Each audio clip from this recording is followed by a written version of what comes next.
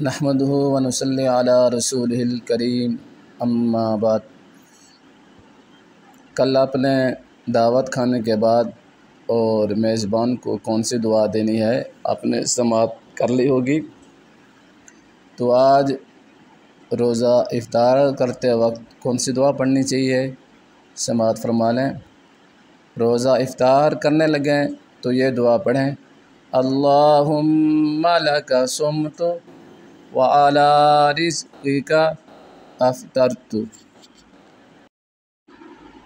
روزہ افطار کرنے کے بعد یہ دعا پڑھیں، ذہب الظمأ وابتلت العروق وثبت الاجر انشاء اللہ۔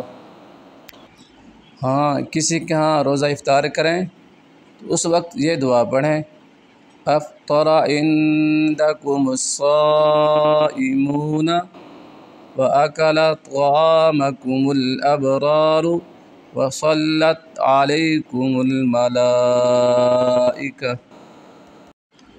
اگر یہ سلسلہ ہمارا اچھا لگا ہے تو ہمارے چینل کو لازمی سبسکرائب کریں، جزاک اللہ خیرہ، اور آگے شیئر بھی کریں۔